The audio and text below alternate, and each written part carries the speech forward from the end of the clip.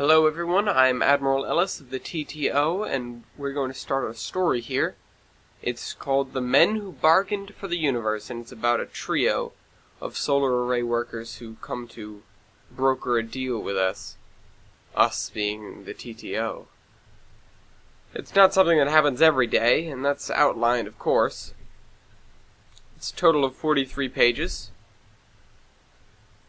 and it has a relatively short, little foreword. Dear reader, in a universe of infinite possibilities and boundless ideas, it is startling the amount of fiction that was simply ripped from the universe and changed the slightest bit for television, video games, or literature. And so much of what became pop culture of another time, coincidentally, ended up here, on Mabel's Cafe, in the custody of the TTO. And while I, unfortunately, never became any sort of phenomenon, I'm here too. That was Admiral Ellis, an officer of the Time Travelers Organization.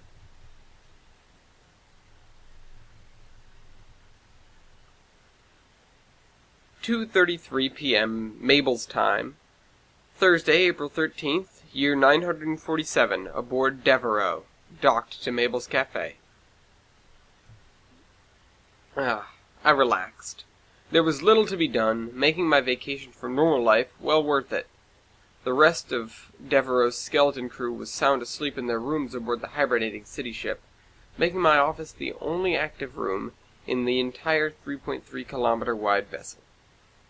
The soft white light enhanced the silver hues of the neighboring control room and cast dim shadows on the open expanse where the Stargate sat. My brown hair and brown eyes, along with my thin, 5'7" self, was typing up an official report of what my duty was in the events of a month and a half ago, where an ascendant Goa'uld almost brought an untimely end to the Time Travelers Organization for the second time in a row. As I wrapped up my final paragraph with speculation on our elusive enemy's whereabouts, I heard urgent footsteps coming up the grand staircase of Devereaux's gate room. In the darkness, I saw a flutter of a certain signature leather jacket before the Ninth Doctor crossed the threshold onto the bridge to my office and allowed the light to shine on his smiling face. The first words were mine. "Weren't you on a trip with Kirk and the gang?" I recalled, slightly confused with his random appearance. "It seems your memory's in rare form today, Admiral," came his reply, referencing the fact that I tend towards forgetfulness. "The Enterprise is still out. I got a message and came back as soon as I could." "What kind of message?" I asked curiously. It wasn't often that someone contacted us with anything. It was almost always the other way around. The TTO is almost exclusively in the backdrop of the universe, always there, but never really making any changes unless absolutely needed. He grinned down at me, towering over my silver desk. It was easy to tell he sensed my apprehension. I'd been in far too many a battle to count and was wary of another. "It's no war, Ellis. We're going to—" Before he could finish his thought, though, my desk started ringing. More precisely, the subspace telecommunication system aboard the city was receiving a call. I had rerouted the default controls into here for when the main control panels were shut down, as they were now. With a single button press, and to the surprise of the Ninth Doctor, a two-dimensional holographic screen appeared above my desk. The face which it displayed was none other than that of my friend Dr. Catherine Halsey. She's also the lead scientist of the TTO, giving her the authority to even order an admiral like myself around. "Good afternoon, Admiral," she began, speaking plainly and militaristically. She was hardly a cordial woman, even at the best of times, and right now she was all business. "Afternoon, Catherine," I replied, not only trying to lighten the mood by using her first name, but preventing the confusion by avoiding the use of the prefix Doctor when in the presence of the Ninth. She continued as if I had said nothing. "The Long Night of Solace is prepared to give your newfound city ship a tune-up. I'm giving you the coordinates now, and I expect to see you soon." I would later wonder if the microphone and camera even worked in my office that day, as I'd just built them in. Halsey might have believed she was talking to an answering machine. Answering machine or not, I'd received the message, and was happy to know that her and her team of scientists were thinking about Devereaux and I.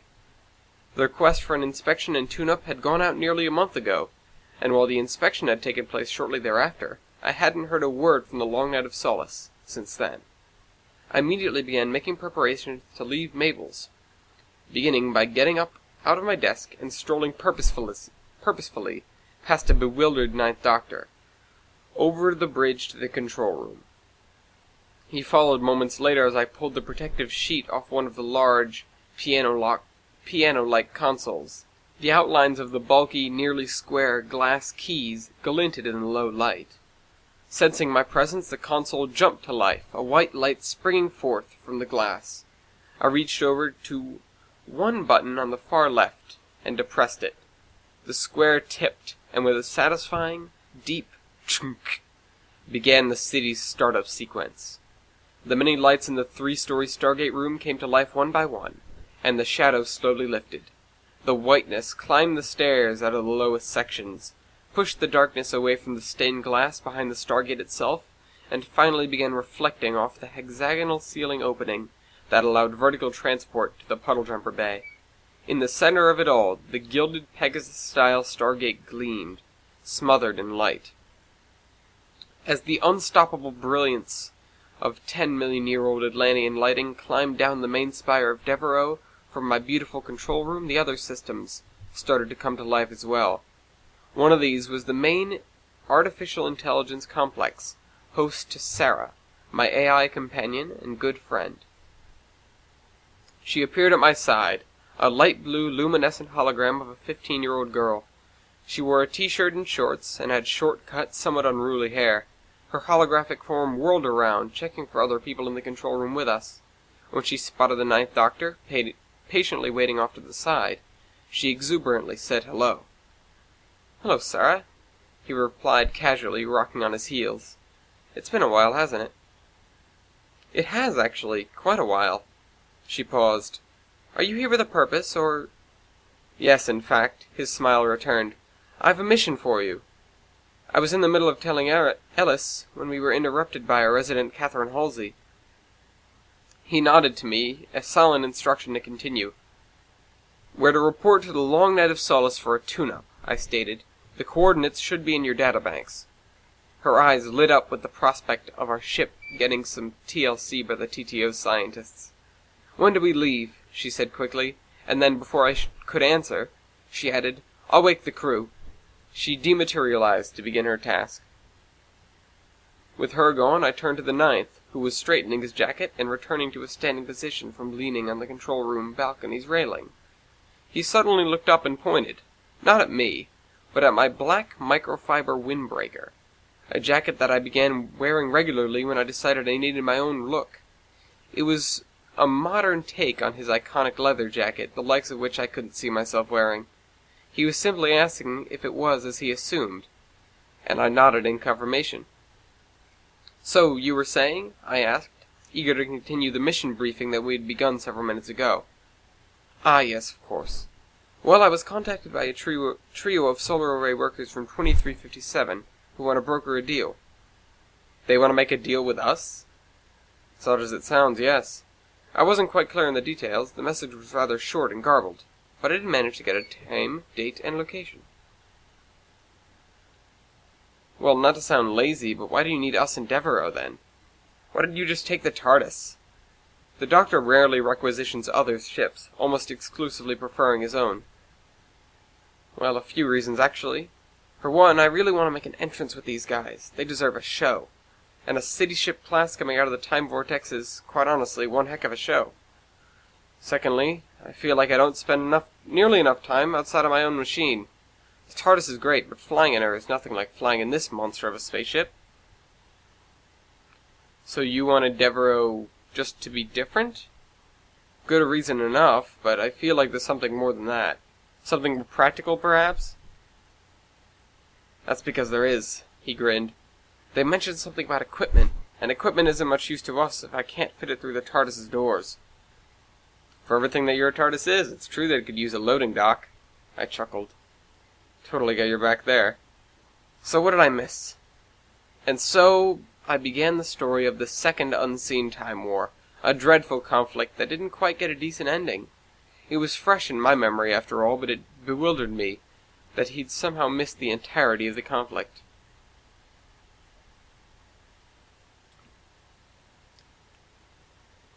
"2:58 p.m. Mabel's time. Thursday, April 13th, 947, Devereux, dock to Mabel's Cafe. Midshipman Darren Sharp was the first of the crew to make it to the control room. In her life before the TTO, she'd worked for the Royal Air Force during World War I in another universe. An overload of time energy had broken a bridge open to their realm and allowed her and 4 others to pass through. A couple of inches taller than me, with blonde hair, blue eyes, and the determination to move a mountain, she's definitely the most headstrong of my crew. She's selfless, brave, and very intelligent. On the other hand, being so strong-willed makes her quite a bit impulsive, and she has the tendency to jump to conclusions. She's 14, and a peppy tomboy of a British girl. She climbed the stairs with passion, her RAF uniform spotless, and stood erect behind her console before stating with a smile, "Middy Darren Sharp reporting for duty, Ellis." She then added, "Hello, Doctor." "Afternoon, Miss Sharp," he answered. "Barking spiders," she said, mood suddenly altered. "It's afternoon already? I just slept the day away, didn't I?" She seemed actually upset. She set her elbow down on the side of the console and rested her chin on her fist, as if regretting the loss of her day. I chuckled again and then replied, "It's all right, we're on vacation after all." She straightened up again as the glum look faded from her face. "I suppose you're right.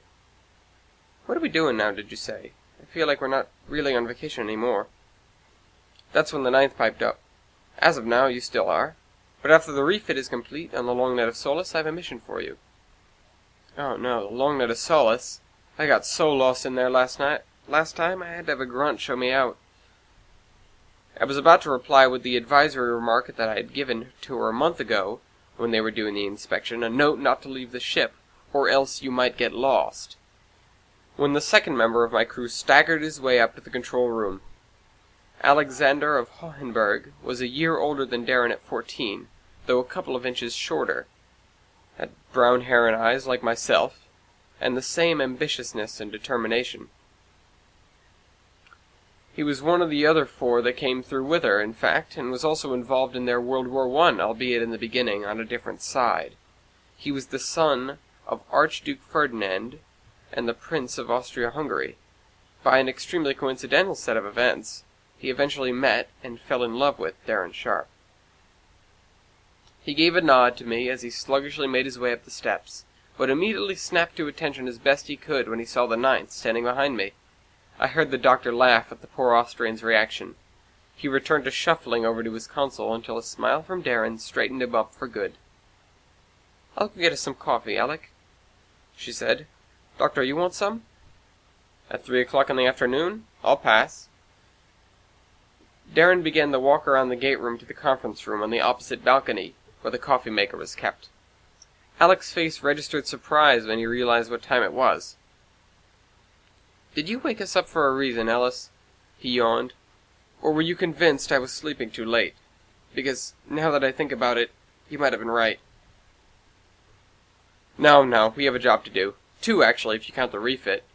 "Refit? Do we have to do more crystal stuff? I remember when we spent a whole day doing that on that random planet. We met that crazy revolution girl and her friends with the colored eyes." "No, Halsey's scientists are doing the refitting. We just need to get Devereux there.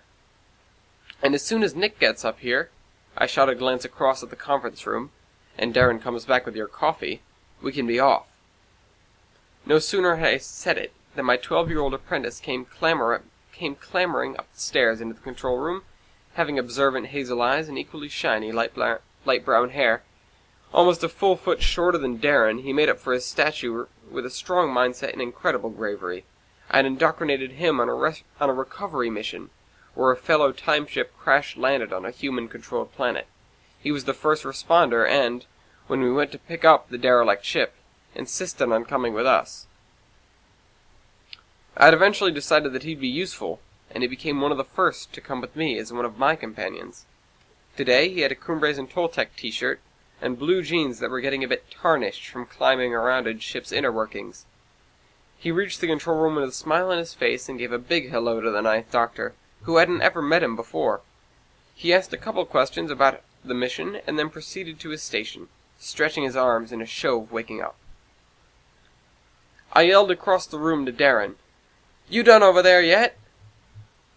Immediately she came striding out of the open doors, head high, holding 2 mugs of steaming hot coffee in her left hand. "Got 'em! Now watch this!" Under my breath, I let out an uh-oh. She pulled some sort of silver canister from her belt, about the size of a soup can, and flung it at the wall behind her head. It hit and stuck, then lowered itself on a cable to her hand. She picked it up, aimed it at the wall above the control room, and fired some sort of magnetically driven steel cable, which latched onto the wall above us. I stood there awestruck as she pulled out another small silver device, shaped like a question mark, and jumped up onto the balcony rail to latch it onto the cable. That done, she pulled up her legs and sped across the gap, dropping out onto the control room right in front of me. She hadn't spilled a single drop of coffee. Please tell me you didn't just make 2 giant holes in the walls of this room," I began repeating. "I didn't," she said happily. "I've been practicing that for months. Alec, here's your coffee." "How then?" She pressed a button and the small canister came screaming across the line after her. She reached up and grabbed it, and the cable popped off the wall on both sides, sliding back into the device. Vacuum cups and magnets. She sounded very proud of herself, and pointed the end of the cabling at me. It was indeed an array of fan-driven suction cups, and a ring of high-powered electromagnets. It's rated for almost a ton if the magnets get something. Without them it's just 300 pounds. Still good, though. Here you go, Nick. She tossed the canister to him, and he caught it. Then she did the same with the question mark-shaped device. "That's his?" I asked. "Yeah," Nick piped up. "Tesla gave it to me last week. Called it the Speed Line. Said everyone's gonna have one by next year." "It's bloody nuts, isn't it?" Darren said. At that moment, the 9th raised his head. He mustn't have been paying too much attention earlier, because he suddenly turned to Darren and pointed, "Hey, I didn't know you were British." "Damn right. Barking better Brit than you are," she said offhandedly. "You aren't even really British anyways." "I have no doubt that I've lived there more than you have." "That still doesn't make you British. You have to be born a Brit." "That doesn't matter. I bet you I know more of the underground than you do." "That's not fair. When I was alive, the underground hardly existed." Alec, invigorated by his coffee, pulled his head from his console to give one remark. "You know, considering you two are from different universes, there probably isn't going to be too much in common anyways." They stopped and stared at him, as if he was turning colors. "All right, bickering time's over," I said. "Stations, everybody, please." Everyone in the room moved to their respective consoles, starting the systems that they ran. Even the 9th got a control panel. With all that done, I began to proceed to one of the many teleporting elevators situated around the city. Yet as I was leaving the control room, I decided to instigate by casually noting, "Darren, you're Scottish." I felt the tension build and then immediately be shattered. Alec broke down into laughter. Darren scowled at me, then him, then broke down into a guilty smile while looking at the doctor. Chuckled once, and started laughing too. Nick was already giggling. He knew it was coming. Then the doctor started laughing as well. "You bluffed me the whole time," I heard him say as I exited, bound for the elevators once again. A touchscreen monitor built into the wall allowed me to select where I wanted to end up, and my options were anywhere from the floor above to far out on one of the city's piers. I opted to descend a few levels, entering the 3rd most important room in the city, the chair room. This was, despite the name, a more controlling room than the control room itself. The room alone was unimpressive, a single Alterran control chair in the middle of a large octagonal room, with no windows and only one other small control panel. What was special was what it could do. I stepped up into the chair and sat back in it. It reclined and began glowing an eerie blue. As if on command, Sarah materialized next to me and began pacing around the room. "Where were you?" I asked, confused.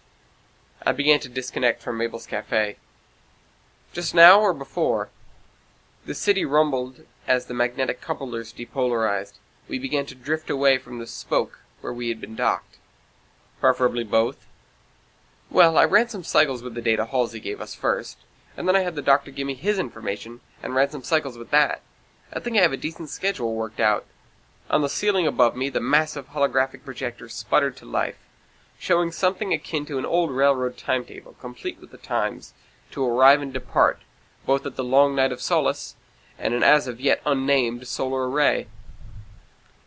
With my mind connected to the city, I willed the projection away, replacing it with a standard hologram of Devereaux, with the 7 time drives highlighted, their frequencies displayed on small golden-colored boxes next to their locations.